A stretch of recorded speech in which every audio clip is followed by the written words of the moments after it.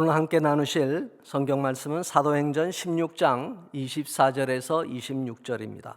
그가 이러한 명령을 받아 그들을 깊은 옥에 가두고 그 발을 착고에 든든히 채웠더니 한밤중에 바울과 실라가 기도하고 하나님을 찬송하며 죄수들이 듣더라.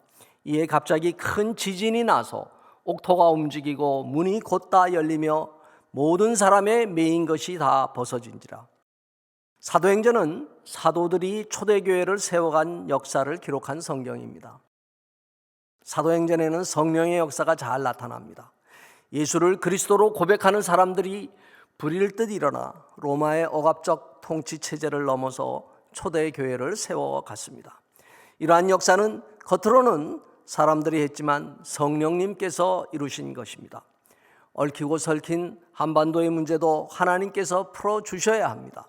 성령님의 역사만이 인간의 능력으로 풀기 어려운 문제들을 해결하십니다. 초대교회에서 성령이 어떻게 역사하셨으며 오늘 우리에게 주는 의미는 무엇인가라는 질문을 드립니다. 첫째, 초대교회를 개척해간 주역은 성령님입니다. 사도행전은 성령행전입니다. 예수님이 승천하신 후 성령께서 교회를 세우시고 곳곳마다 복음이 퍼져나가는 역사를 일으키셨습니다. 사도행전 16장은 바울의 2차 선교여행이 시작되는 장입니다. 바울은 1차 선교여행 때처럼 아시아 지역에서 복음을 전하려고 하였습니다. 그런데 사도행전 16장 7절은 무시아 앞에 이르러 비두니아로 가고자 했으되 예수의 영이 허락하지 아니하시는지라고 합니다. 성령께서 바울이 가야 할 곳을 유럽으로 인도하셨습니다.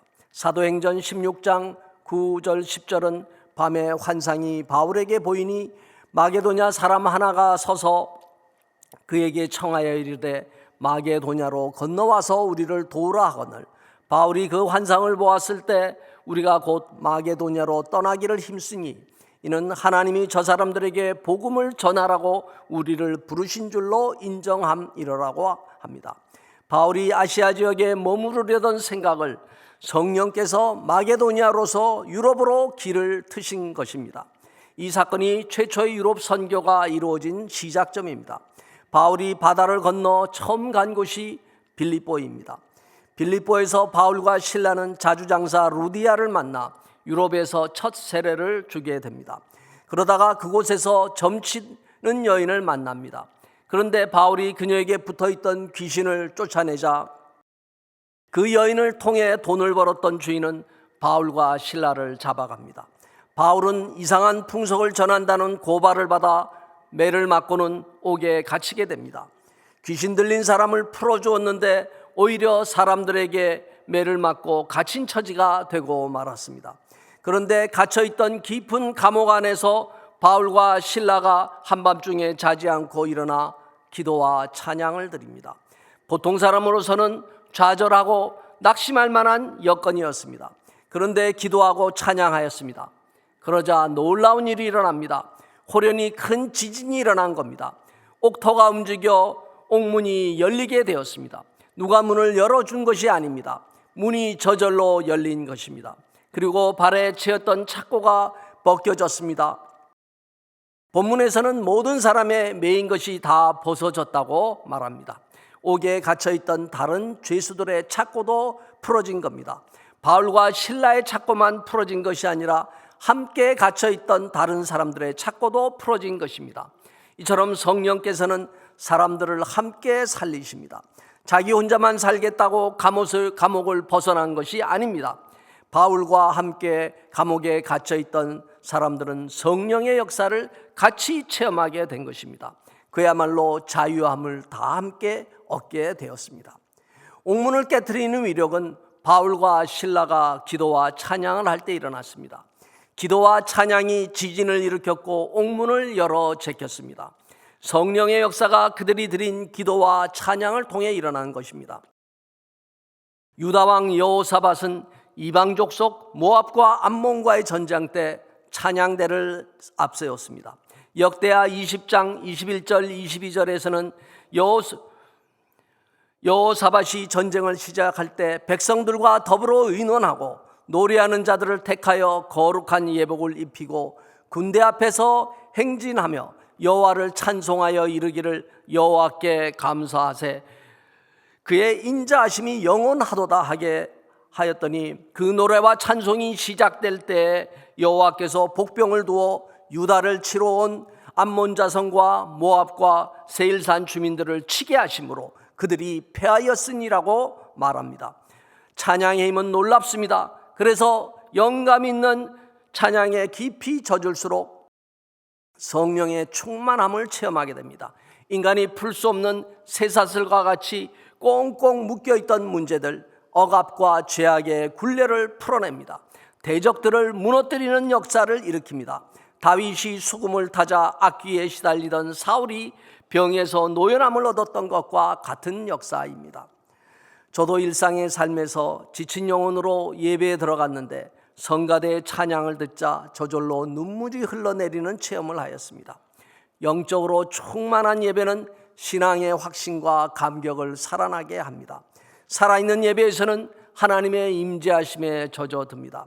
예배에서 찬양자, 설교자, 사회자, 기도자는 하나님 앞에 기대하는 마음으로 임해야 합니다. 그럴 때 성령님께서 임재하십니다. 우리 쪽에서 하나님께로 올라가는 드림과 위로부터 내려오는 성령의 임재하심이 맞부딪혀서 불꽃 같은 스파크가 일어나게 됩니다. 그럴 때 영적인 생명이 살아나게 됩니다. 살아있는 신앙을 가지려면 이처럼 예배에 목숨을 걸어야 합니다. 그러면 주일 예배 때 받은 말씀이 계속 머릿속에 살아서 움직이는 생동하는 경험을 하게 됩니다. 둘째, 성령의 역사는 사람을 살립니다. 성령께서는 사람을 살리십니다. 옥에 갇혔던 사람을 살리고 그들을 가두었던 간수도 함께 살리십니다. 충실하게 상관의 명에 따라 바울을 가두었던 간수는 옥문이 열리자 죄수들이 도망한 것으로 생각하여 칼을 빼어서 자결하려 합니다. 간수는 책임의식이 강했던 사람이었습니다. 그러나 바울은 도망가지 않고 그 간수에게 직접 가서 그의 죽음을 막습니다. 놀라운 기적을 체험한 간수는 자신이 무너져 내림을 느꼈습니다. 새로운 세계를 접한 것입니다. 그리고 바울 앞에 무릎을 꿇습니다. 그리고는 사도행전 16장 30절에 선생들이여 내가 어떻게 하여야 구원을 받으리이까 하거늘 이라며 구원에 대한 질문을 합니다. 그러자 바울은 사도행전 16장 31절에서 이르되 주 예수를 믿으라 그리하면 너와 네 집이 구원을 받으리라고 합니다. 간수는 자신만 복음을 받아들인 것이 아니라 자기 집에 있던 가족들과 함께 예수님을 영접하고 세례를 받습니다. 사도행전 16장 33, 34절은 그 밤 그 시각에 간수가 그들을 데려다가 그 맞은 자리를 씻어주고 자기와 온 그 가족이 다 세례를 받은 후 그들을 데리고 자기 집에 올라가서 음식을 차려주고 그와 온 집안이 하나님을 믿음으로 크게 기뻐하니라고 합니다. 이처럼 성령은 여러 사람을 함께 살리는 역사를 일으킵니다. 바울을 옥에 가두었던 자가 세례를 받고 음식을 대접하는 자로 바뀐 것입니다. 성령은 반대편에 서 있던 사람들을 하나가 되게 하십니다. 적과 아군을 하나가 되게 하는 것입니다.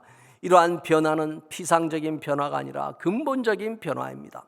우리는 북한 선교를 하면서 북한 정권에 있는 사람들을 증오하고 적개심을 품어서는 안 됩니다. 그들도 어둠의 영에 사로잡혔기에 악한 일을 하는 것입니다. 그들을 사단의 굴레로부터 벗겨주어야 합니다. 김정은 총비서를 위해서도 기도해야 합니다. 한때 보위부나 호위사령부에서 일했던 체제 유지의 일선에 있던 사람들도 복음을 듣고 변하는 모습을 봅니다. 그리고 자신이 했던 억압자로서의 역할을 회개합니다. 그리고 본문의 간수처럼 자신의 가족들에게 복음을 전하기도 합니다. 탈북한 이후에는 한국에서 탈북민들을 섬기고 복음 통일을 위해 헌신하며 살아가는 사람도 있습니다. 이처럼 성령은 사람을 변화시킵니다. 억압과 질곡으로부터 자유케 하는 것입니다. 우리를 묶고 있는 쇠사슬이 있습니까? 우리 속에 있는 어두움과 두려움, 미움과 불안, 불신앙의 굴레가 기도와 찬양의 역사를 통해 깨어지고 변화받게 되기를 축원합니다. 셋째, 예배와 기도, 찬양이 견고한 진을 무너뜨리는 열쇠입니다. 고린도후서 10장 4절 5절은 우리의 싸우는 무기는 육신에 속한 것이 아니요 오직 어떤 견고한 진도 무너뜨리는 하나님의 능력이라. 모든 이론을 무너뜨리며 하나님 아는 것을 대적하여 높아진 것을 다 무너뜨리고 모든 생각을 사로잡아 그리스도에게 복종하게 하니라고 합니다. 북한 사람들 마음을 묶고 있는 견고한 진으로서 우상숭배의 영이 있습니다. 북한 주민들은 한 살 이후 타가소 시기부터 김씨 일가를 위해서 목숨을 바쳐야 한다는 세뇌 교육을 받아왔습니다. 북한 도시 곳곳에 붙어있는 당 중앙위원회를 목숨으로 사수하자는 구호가 북한 사람들의 의식을 지배하고 있습니다.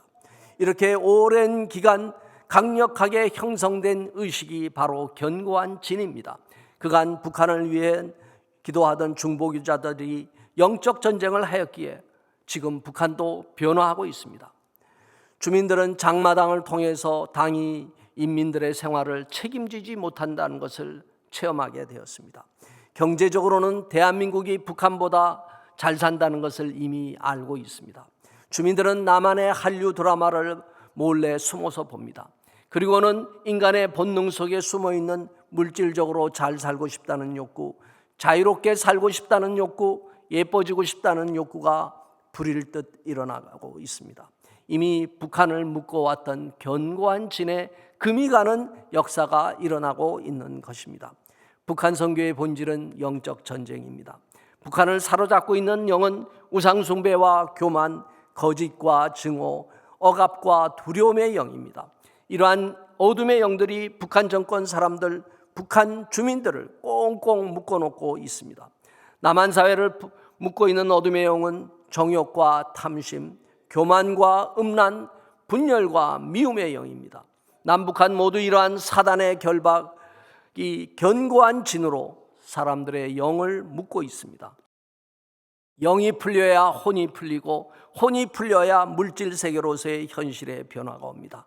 이사야 58장 6절은 내가 기뻐하는 금식은 흉악의 결박을 풀어주며 멍에의 줄을 끌어주며 압제당하는 자를 자유하게 하며 모든 멍에를 꺾는 것이 아니겠느냐라고 합니다.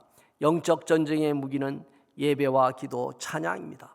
그리고 중보자로서 본인을 정결하게 하는 금식입니다. 사도행전의 성령의 역사는 오늘에도 계속 이어집니다. 누가가 기록한 사도행전은 28장에서 로마에서의 복음 전파 기록으로 끝납니다. 그러나 오늘날의 성령 역사는 우리를 통해서 계속 일어납니다. 그래서 오늘 성령님을 통한 선교의 역사를 사도행전 29장이라 합니다. 바울이 새롭게 간 곳이 마게도니아였다면 오늘 하나님은 우리에게 새로운 사역지로서 북한으로 가라고 부르십니다. 건너와서 우리를 도우라고 했던 것처럼 DMZ를 건너가서 북한으로 가야 합니다. 그리고 그곳에서 빌립보에서 일어났던 놀라운 성령의 역사를 체험하는 저와 여러분이 되기를 바랍니다. 기도하겠습니다. 하나님, 오늘 우리를 묶고 있는 어둠의 영이 풀어지기를 간절히 원합니다.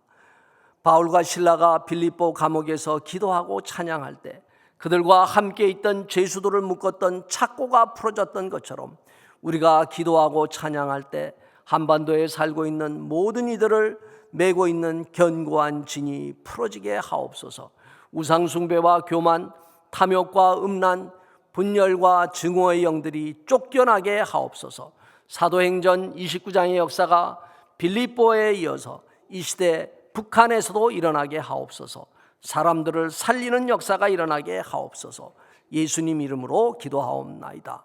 아멘.